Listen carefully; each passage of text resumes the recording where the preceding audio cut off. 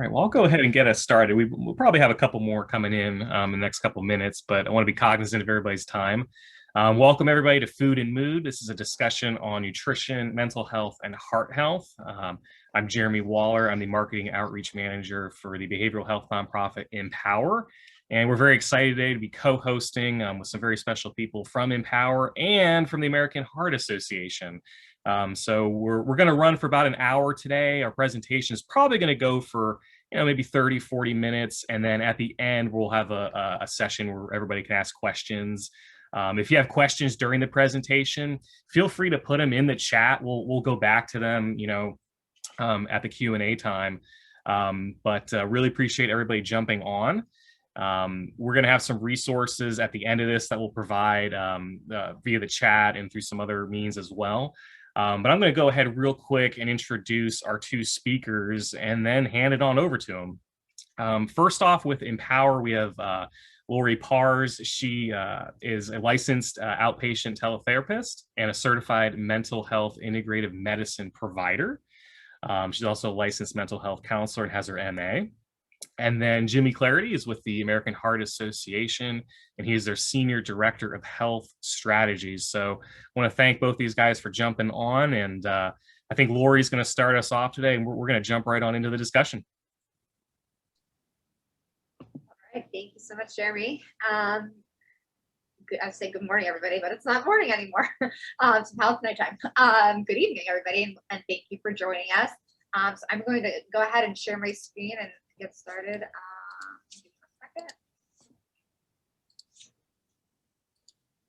Okay.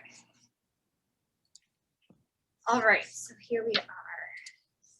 So today's discussion, obviously food and mood, discussion on nutrition, mental health, and heart health with IMPOWER and the American Heart Association, the Orlando chapter. This portion of the presentation is presented by me. My name is Lori Pars. As Jeremy already said, I'm a licensed mental health counselor and a certified mental health integrative medicine provider. And I work for IMPOWER as a licensed outpatient teletherapist. Just a little background on me. I grew up in New Jersey, went to school in New York City at New York University, received my bachelor's in nutrition and dietetics, and then came down to Florida, where I went to Rollins College to receive my master's in clinical mental health counseling. And I've worked in a variety of different settings, inpatient, outpatient, private practice, substance abuse treatment, and now I'm finally in the telehealth platform, which has been very good to me.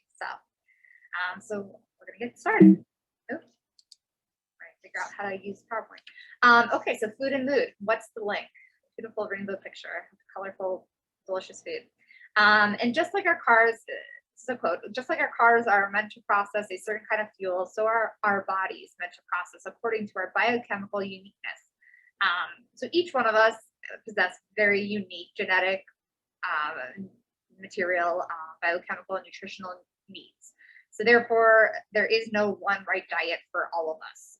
And that's important to consider what supports and maximizes health, and in this case, mental health as well.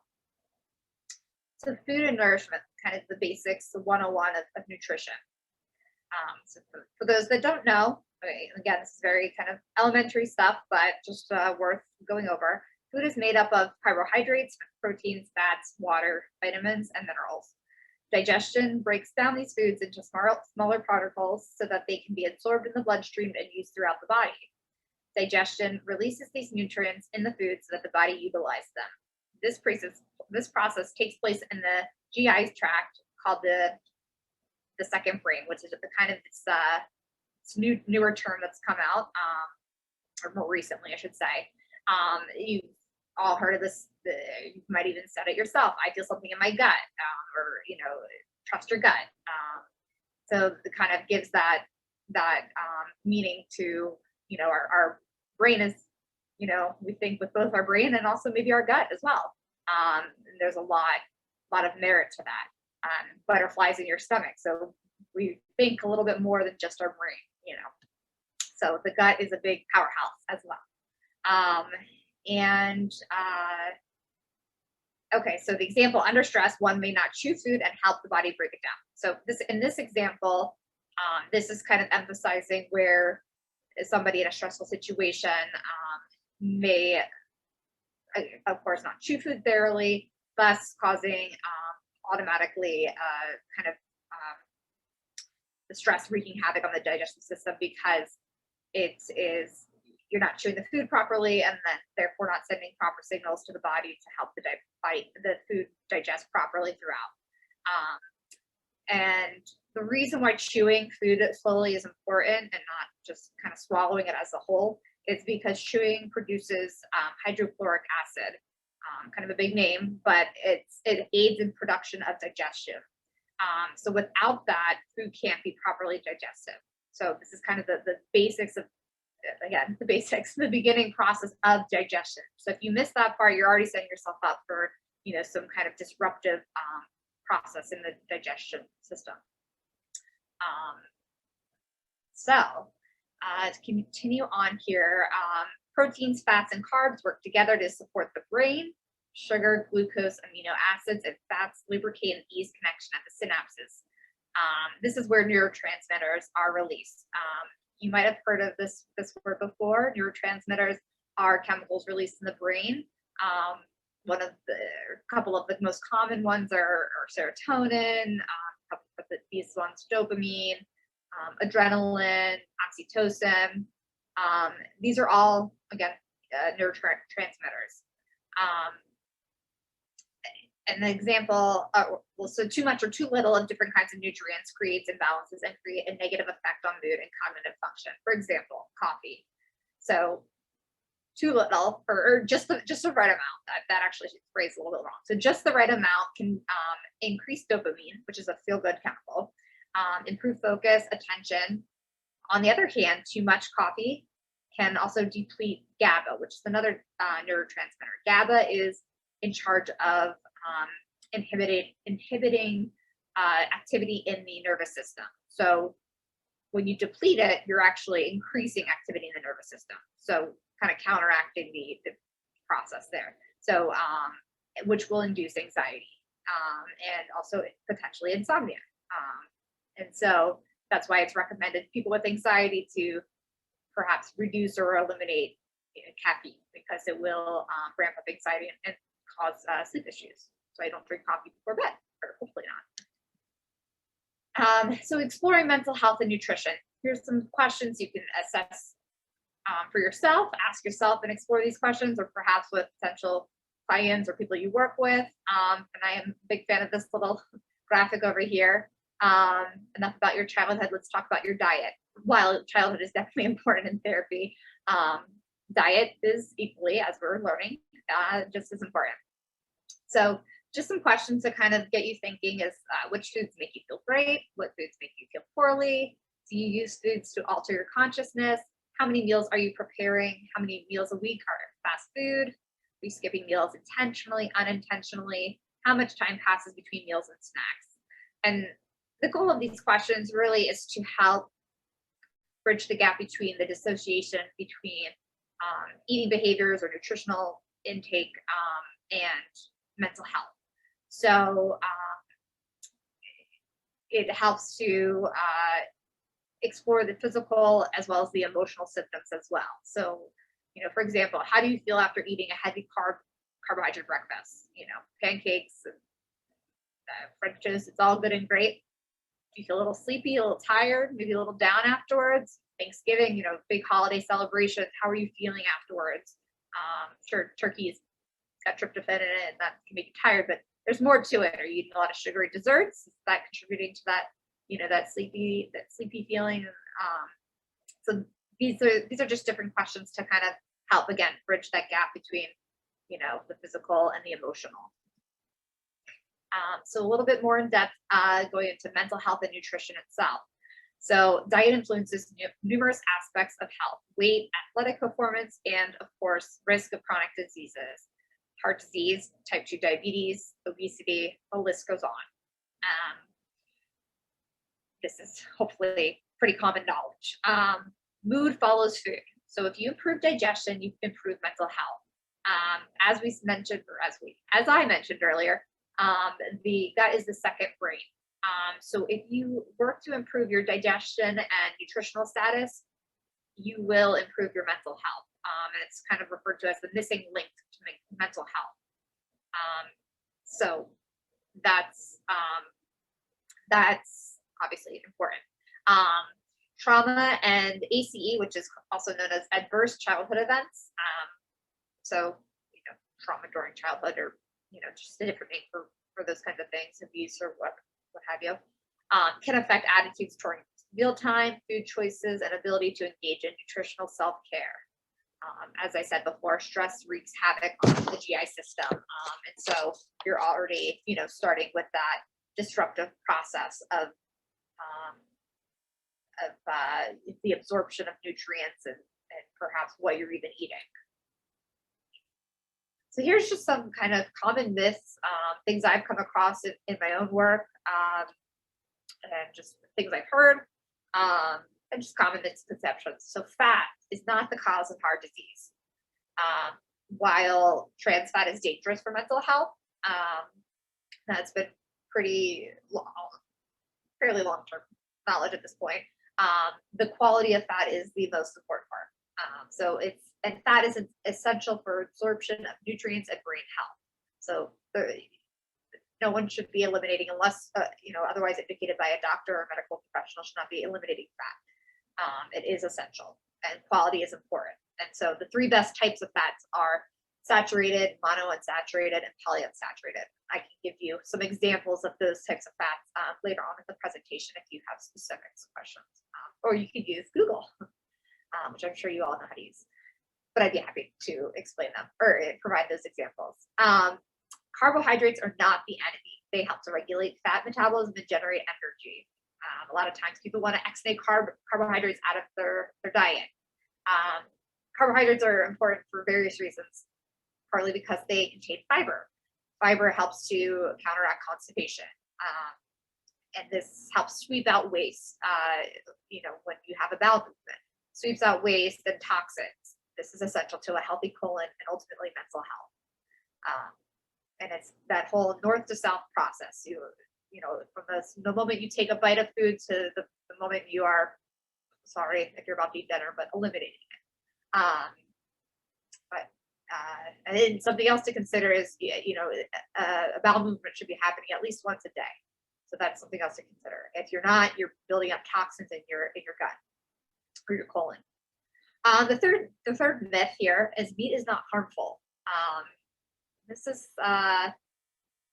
has been a long-standing, I think, myth since about the 1950s, and it comes from poor old quality research, and where it was, meat raised with hormones or antibiotics will, of course, upset the digestion, gut, and also the hormones of your own health. So the quality is key, as I said, with fat. So animal protein especially. So, I'm not trying to convert anybody from a vegetarian or a vegan, but animal protein is quite essential for the building block for neurotransmitters in the brain required for good mood and sleep. So what can we do? How can we do it to help improve our health and mental health? Assess sugar and caffeine consumption. Looking at caffeine, of course, as I mentioned earlier, can induce anxiety or increase it, exacerbate it, and also mess up your sleep, rather. Are you sleepy after meals? This could be a sign of insulin resistance, and of course, maybe an early indicator of diabetes. Heart rate variability. This is a test that can be done, and this could be an early indicator of autonomic stress, which is a marker for heart disease prior to its manifestation. So that's a very big, very important thing to get tested for. Food intolerance can show through your skin, your GI system, and respiratory tract, through various signs, and also a reaction in part to food intolerance, fibromyalgia, GERD, IBS, obesity, migraines, ADHD, autism spectrum disorder, depression, insomnia, and chronic fatigue syndrome. Not saying if you have these, you have a food allergy or intolerance, but it's worth looking into and perhaps considering an allergy test or speaking to your doctor or medical professional about doing an elimination diet if you suspect there's a certain type of food that's causing a flare up with your GERD or your IBS. Bad breath can actually be a sign of fermenting colon, or if you didn't brush your teeth that morning. But if it's chronic, that might be something worth looking into, and it may warrant the need for digestive enzymes. If your colon, if your digestion process is not working the way it should be, of course, it's something you would consult with a medical professional. Gluten sensitivity and depression are highly correlated in research. And this is because when you have a sensitivity to gluten, it can alter brain chemistry, aside from the malabsorption process, which that is also affected. But that's why it can lead to, or it's correlated with depression. And something very interesting is type O blood type is most often sensitive to gluten. So just if you are type O, something to look out for. And then comfort foods. We all know them. We all love them. And I'm not saying don't eat them. In fact, I would say eat them. But of course, keep in mind they're rich in sugar, fine carbs typically. I don't know too many people that their comfort food is broccoli. Eat broccoli, but if it is, great. And high poor quality fat causes inflammation. So again, the quality is very important. And the reason why comfort foods are what they are is because they release opioids in the brain, and so they produce dopamine, which it results in that pleasure response. And it dulls us, it makes us sleepy, causing them to be comforting. And we turn to these foods in times of stress. So you're kind of, if you're noticing a cyclical pattern, it's because there is one. So stress, and then it causes, distress, and so the cycle goes. Some more preventive measures: regular and consistent eating, 3 meals, approximately 2 snacks per day, depending on the individual. 3 to 4 hours between meals to prevent mood swings. This can prevent, like I said, mood swings, irritability, indecisiveness, concentration, sleep problems. There are so many things that just even making sure you're eating within a decent amount of hours that you can prevent from having these kind of food symptoms. Eliminating exposure to preservatives, hormones, pesticides, and fertilizers on food. Again, that will alter different types of processes in your digestive system. Aspartame, this is very mood disrupting. You can find this as a sugar replacement. A lot of diet sodas have this. It can cause your mood disorders, depression, irritability, ultimately cause migraines, oxidative stress, which is basically oxidation means the ability to detoxify. So if you can't detoxify, you're going to build up a bunch of toxins. Not good. And it can bring on be the precursor to a potentially chronic disease.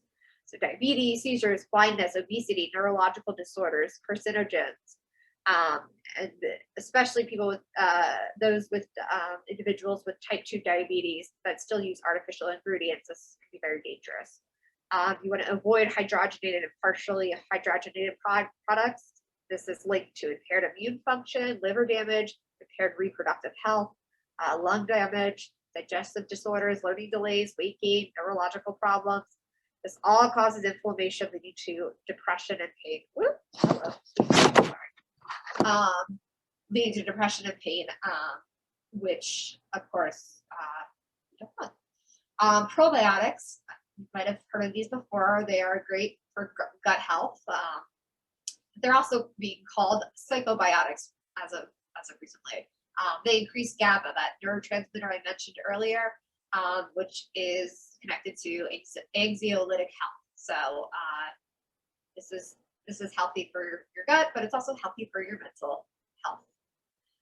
And worth mentioning, hydration is key in all of this as well. And so water intake should be approximately 50% of your body weight in ounces. So if you weigh 160 pounds, you want to have at least 80 ounces of water minimum. If you work out, you might need more. It's a good starting place. So moving on to some basic interventions that are affordable and not too difficult to come by.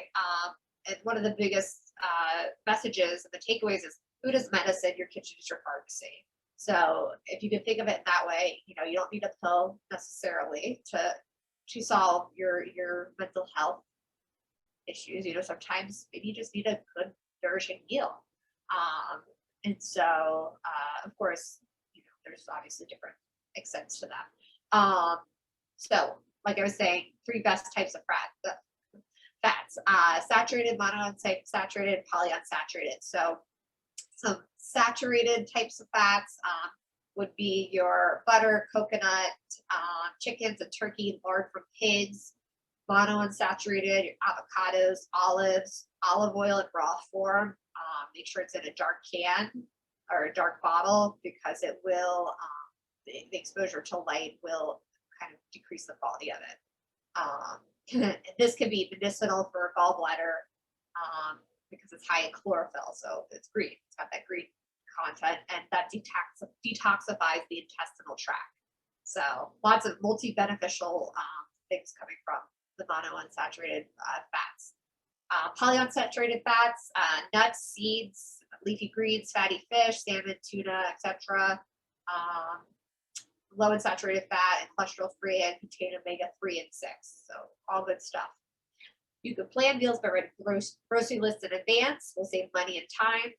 Don't go to the grocery store hungry. I'm sure you've heard that before, because you will most likely make impulsive choices. And that goes back to, not having several hours of time in between meals.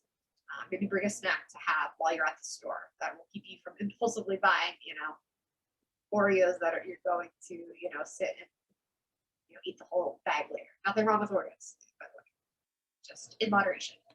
If not organic, soak the vegetables for a little bit with soap for a few minutes, as organic vegetables and fruit can be pricey. Fresh produce is lowest in price when in season. Ethnic food stores, they have less expensive herbs, fresh fruits. So your Mexican, Asian, or Indian food stores, definitely seek those out. Reduce exposure to eating out. That's because a lot of restaurants use poor quality oils. And so that can, of course, affect your overall mental health and health. Farm fish versus or buying canned wild fish versus farm fish. Farm fish can have a lot of higher contaminants and lacking minerals. So when you can buy canned wild fish. And something to just kind of help ease that de-stressful process as you go into a meal and not, chomp your food real quick and swallow it and create that stressful digestion process. A way to counteract that, think of your food prep as meditation, leading to a state of relaxation before your meal. And other ways to kind of induce that relaxing mentality is eat with others without distraction, communal eating, giving thanks, putting your utensil down between bites and letting it sit for 15 to 30 seconds. That will help to kind of slow the intake and let you chew thoroughly, create that hydrochloric acid to help begin the digestive process and aid in the digestion. So here's just a nice little comprehensive list of good moods for food. Best moods, actually, not even good, best. Of course, in moderation, because I see coffees here, and I didn't write this, so it's not like it's a surprise to me, but, moderation. And so, but these are very mood boosting foods. So definitely you want to stock your kitchen, your pharmacy with these. And then as far as substitutions, if you're craving something, you have a comfort food, maybe you can find an alternative food to provide the same effect, or this kind of hit the same little, the spot that you wanted to hit without sacrificing maybe your health or your mental health. So for bread is for sweets, go for a sweet potato. Of course, making this sound very easy, but something to think about. Sugary treats, smoothie with stevia. Stevia is a natural sweetener. Chocolate with sugar, unsweetened cocoa powder with stevia, cane sugar, honey, or maple syrup. Maple syrup's great. Honey or stevia. Then coffee, you could try black tea, decaf, herbal coffee, substitutes, green tea, and chai. Just a little flavor. Like I said, this is for educational and informative purposes only. Please consult with your doctor or other medical professional before making any major nutritional changes in your any nutritional changes in your diet or otherwise. And all of this information has been obtained from my certification with becoming a mental health integrative provider. So I think we're saving the questions for the end. So I'm going to toss the baton to Jimmy once I figure out how to do that. 1 second. Not the Zoom friendly. Actually, Jeremy, I might need your help. I got him. You're live, Jimmy. All right, awesome. Give us the heart of the matter. Thank you, Lori, and thank you, Jeremy, for inviting us to participate today. Lori, that was a ton of great information, and it sounds like I may reiterate a couple of your points, which is great. But before I dove in, I wanted to first kind of provide some. First, I'll actually offer up my disclaimer up front. I am not a medical professional like Lori. I am a community health worker, but as the old saying goes, I know enough to be dangerous, especially as it relates to our heart health, mental health to heart health. So as Jeremy mentioned, I'm Jimmy Clarity. I'm from the American Heart Association here in Orlando. Really happy to be a part of this conversation. We're celebrating Mental Health Month in May. We're also celebrating at the American Heart Association Stroke Awareness Month in May. So some of the ties that we'll discuss today to our mental health also tie to our overall heart and brain health, which is great to discuss during Stroke Month as well. So really great time to have this conversation. I wanted to touch on some context, as I said, that kind of relates mental health to heart health before we dive specifically into food. And the first thing I wanted to mention was that for years, doctors and researchers thought that the connection between mental health and heart health was strictly behavioral. So, for example, a person who is feeling down or stressed would seek relief from smoking or drinking or eating unhealthy. Well, with today's research focused on kind of the causes of these mental and heart health issues, we're starting to learn that there are actually some physiological connections. There's chemical and biological factors that actually trigger mental health issues and influence our heart health issues as well. So there's some new connections we're learning here and starting to kind of uncover some information behind our behaviors, but also some of the biological connections that may affect both our heart health and our mental health. We also know that stress impacts our hearts. That seems obvious, but the research is actually fairly new. And with everything that's happened over the last year, we know the circumstances have had a negative effect on our overall mental health with rising levels of stress across the country, and across the nation, across the world. So it's really an important risk factor to control because it's becoming a bigger part of our lives and an increased level of stress. But enough about the problem. Let's talk a little bit about what we can do about it. The good news is the American Heart Association has identified what we call Life Simple 7. So these are 7 risk factors that people can improve their lifestyle through changes to these factors and achieve ideal heart and brain health. You can see them on your screen here, but they are to stop smoking, to eat better, to lose weight, to control cholesterol, to get active, to reduce blood sugar, and to manage blood pressure. The cool thing is these measures all have something unique in common with them, and that is that anyone can make these changes and that they're not expensive. And really the list was developed to be simple. So start with 1 or 2, work your way up to 7. Don't try to dive in all at once. That can be overwhelming, especially if we're talking about stress. There's already a lot on our plate. So start small and find ways to make it easy on yourself. This list, of course, is not exhaustive either. There are a couple of other things worth mentioning. First, like we talked about on the last slide and just a moment ago, managing your stress, finding ways to de-stress can be hugely beneficial to your heart health and your mental health. And then also visiting your doctor. What phrase we like to use at the Heart Association is knowing your numbers. So you'll notice a handful of those Life Simple 7 are measurements. So your blood pressure, your blood sugar, and your cholesterol are all numbers that you need to establish a baseline at your doctor's office, so you know how to make a plan to maintain those moving forward. And of course, the reason we're actually here today to talk food and mood. So I'll touch a little bit on that now. Laura, you mentioned comfort food, which I think is something that we're all familiar with because it's in our vernacular, but it's because food, as you said, can quite literally be comforting. It's why an entire pizza or a tub of ice cream or a plate of fried chicken may be appetizing when we're having a bad day, and it may be the comfort that we seek out. And as Lori, as you mentioned, it becomes a vicious cycle. It feeds into itself. A cheat meal every now and then, can be okay, but if you're using food to battle your mental health issues, it can actually make things worse rather than better. And research shows that foods that are full of fat and sugar only increase the likelihood of depression and anxiety. Those are the bad fats versus the good fats that Lori mentioned. And that means that you'll only want more of those unhealthy foods, and you'll be trying to combat a bad mood with bad mood foods. And that's why that's such a vicious cycle. But the good news is we can break the cycle. There's a way to avoid that downward spiral. In the same way that unhealthy comfort foods can keep you feeling low, those healthy foods can really boost your mood. And in one study, the happiness that came from eating the recommended 8 total portions of fruits and vegetables a day was equal to the joy experienced by an unemployed person finding a job. And in today's world, more and more people can relate to that joy. So it's pretty significant what food can do for your mood. And Lori touched on a few good mood foods. I just wanted to kind of reiterate a couple things. There are actually long-term mental health effects to eating well.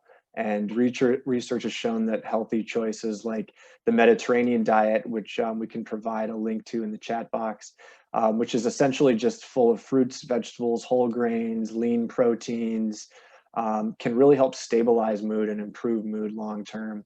Some of the other mood boosting foods I mentioned, fruit and veggies. Of course, another phrase we like to use at the Heart Association is add color. Add as many a variety of fruits and vegetables as you can. There's so many different vitamins and minerals and fibers and other things you attain from eating a varied diet. So add a ton of color in the form of fruits and vegetables. Lori touched on omega-3 fatty acids. So that's the good stuff that's found in fish and nuts and other foods that also fall into that kind of Mediterranean diet. And these, having a low level of omega-3 fatty acids has actually been shown to increase levels of depression and impulsivity. So you're more likely to eat those bad foods, get into that kind of vicious cycle that we talked about. But the reverse of that is getting plenty of those omega-3s in your diet actually keeps those levels high, and that improves your mood. And my personal favorite good mood food, of course, as many of ours is chocolate. And Lori mentioned this before, moderation, everything good in moderation. But chocolate has actually been proven to reduce tension and improve mood. We recommend dark chocolate, of course, because it's lower in sugar, refined sugar, and creams. But the most important thing is that you're choosing real sugars so you can get the benefits of that cocoa. And as Lori mentioned, there's some alternatives to traditional chocolate as well where you can still kind of reap those same benefits. So, the suggestion I made earlier is start now and start small. So make it easier on yourself. Lori mentioned a couple great tips.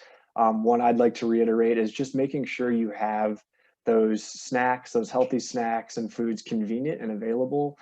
Stuff them in your desk at work or at home. Have them in the car, even have them in your purse or your backpack or your gym bag. Keep them in your kids' things so that they're always within an arm's reach and you never feel the need to kind of break stride with a healthy diet and choose some of those foods that we know may be less healthy and provide some relief in the short term, but in the long term may damage our mental health, our brain health, and our heart health. So just wanted to reiterate a few things that Lori said. I also want to provide some resources for the group as well, and we can share these links in the chat box. We have a terrific library of heart healthy and brain healthy recipes available at recipes.heart.org. There's hundreds, if not thousands, of recipes available there. You can search by types of food. You can search by meal, main course, appetizers, foods for kids, etc. So it's a really, really great resource. Tons of easy recipes with foods that are also accessible. So you don't have to be a professional chef to make some delicious, healthy meals at home. I mentioned Life Simple 7. There's a link here for some resources as well that we'll share that tells you more about Life Simple 7 and how to control those simple lifestyle factors. The food and mood information that I just shared, we can provide much of that information in a link as well. And then in general, our website, www.heart.org, has a ton of great information on the connection between mental health and heart health, as well as a plethora of resources related to nutrition. So I encourage you all to visit heart.org when you get a moment or when you want to learn more. And again, we can provide these links in the chat box. But with that, Jeremy, I will turn it back over to you to see if there's any questions or if you have anything else to add for the group. Yeah, absolutely. Jimmy, if you want to go ahead and just make me host again. And yeah, sure. No problem. Give me a minute. Let me stop my sharing here. Okay. All right.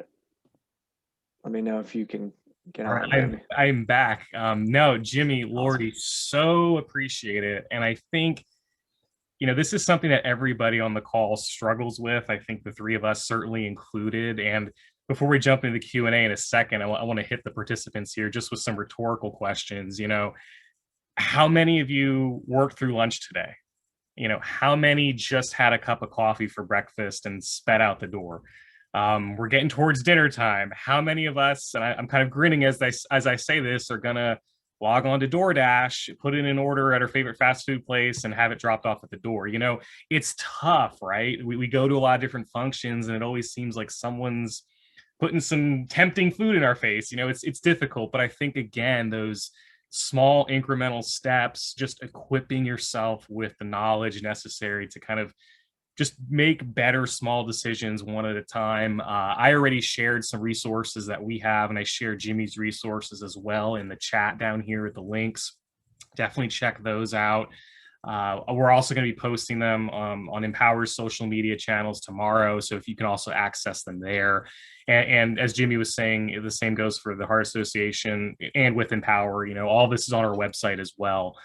But now I would love to turn it over to the audience. We've got about a full 20 minutes left for Q&A. It's a good time. If you have any questions, feel free to jump on in. You can put them in the chat box or just speak up.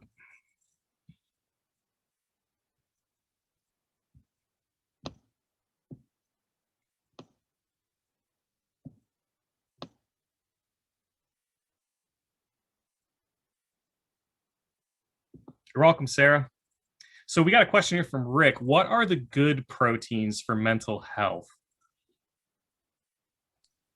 All right. Well, I guess I'll jump in here. Thank you, Rick, for the question. So good proteins are your animal proteins. That's where you're really going to reap the benefits for brain health as well. They are the building blocks for neurotransmitters. And so you can achieve them, you know, through various vegetarian means. It's just not the same quality as you would with the animal protein. But of course, when I say animal protein, I am speaking organic, you know, without antibiotics, no hormones, that kind of thing. Yeah, and I'll just add to that, Lori, too. You know, I mentioned those omega-3 fatty acids. We find those a lot in fish. The Heart Association encourages, as Lori said, fresh fish whenever available and less farmed when possible. So adding more fish to your diet, following that Mediterranean diet, really trying to eat healthy proteins, as Lori mentioned, limiting the red meats when you can, and trying to stick to lean healthy proteins. That is generally for the heart health what we recommend at the Heart Association.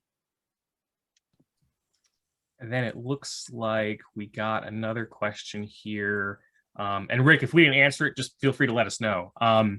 Sarah, sorry, real quick. Yeah. I just want to add onto that is there are, beans and legumes, pinto beans, they do contain, protein as well. It's not as substantial as, your animal or fish, sources, but it does contain some. So, and those are great foods. It's on my best foods for mental health. So, so that is that as well. Just to also throw it out there. We got another one here from Sarah. She's asking, and this might dovetail to kind of what we spoke to just now, but she said, what are some sources of those healthy omega-3 fats?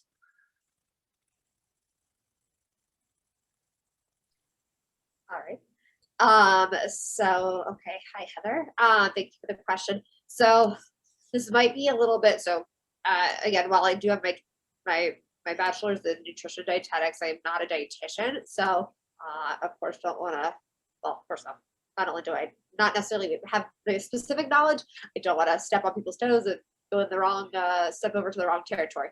So, what I do know though is that, the foods, your fatty fish contain the omega-3s, omega-6, but your question was not that. Your question was, is it wrong?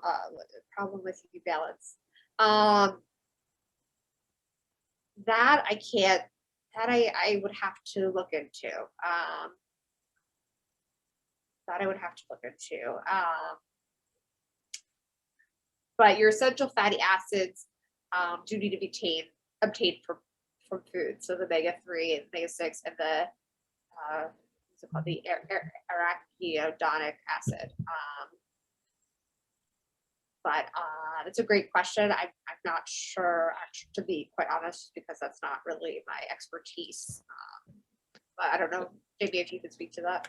Yeah, and I don't want to, again, Lori, I'm not a medical professional, but I do know a little bit about that just from some research I did through the Heart Association prior to our discussion today. There is a body of literature that suggests higher intakes of omega-6 fatty acids do reduce the risk of coronary artery disease. It's not it doesn't sound like it's really strong science yet. But as Lori mentioned, what we do know, the foods that contain those are those fishes, with the good fish with the fatty acids, the seeds, a lot of seeds like sunflower seeds, pumpkin seeds, as well as those nuts like walnuts, peanuts, even nut butters contain a lot of those as well. So those are all foods that we would recommend as part of a healthy diet through the Heart Association. I know I actually kind of have a question here, and this is something that I get a lot, just from people in my general circle. They want to eat healthy, they want to make those steps, but there's kind of this barrier in their mind that it's too expensive to eat right. What any kind of tips you both might have regarding affordability or trying to be a little cost conscious of making those kind of healthy choices, and any kind of tips and tricks you found over the years? Lori, if you'd like to start, I can. Yeah, sorry, I've been taking the lead. No, that's fine. Ladies first. Okay, thank you. Appreciate it. So, I mean, as mentioned, of course, shopping when produce is in season, that will help. Checking out your local farmers market if that's available. You could typically get the bang for your buck there. And one of the biggest things you can do to kind of just make sure you're shopping in the right, I guess, categories, and there's certain food that you should absolutely buy organic. It's called the Dirty Dozen, and each year it changes. And you can research that. So if you could buy organic everything, that would be ideal, I'm sure, in an ideal world. But it gets costly, as you said. So you could consult the list of the Dirty Dozen and see, what produce is, you need to buy specifically for, organic, and then kind of, gear it towards that. But shopping around the perimeter of the grocery store is another way to just kind of make sure you're getting all the correct food sources, or the essential food sources. It's not correct. There's such correct diet. But yeah, so it's in-season produce, ethnic food stores, and farmers markets, and yeah, that sort of thing. So Jimmy, feel free. Yeah, no, I think the farmers market's a great start. It's amazing how much fresh, local, cheap produce you can find at a farmer's market. That's always incredible for your diet. The other thing I'll mention, Lori did talk about shopping around the perimeter of the store. That's always a fresh and healthy foods, of course, are up more often in the perimeter store. That's a good start. Looking for the heart check mark on the side of a product is also an easy way to identify relatively inexpensive foods that the Heart Association has certified as heart healthy. You can find that on everything from dried beans to cans of tuna or other things that we know are less expensive than some of the fresh and healthy foods. So it's about balancing those things, I think, Jeremy. But looking for that heart health check mark is an easy way to identify foods in the supermarket that we know have been deemed healthy by the AHA. Awesome. Thank you, guys.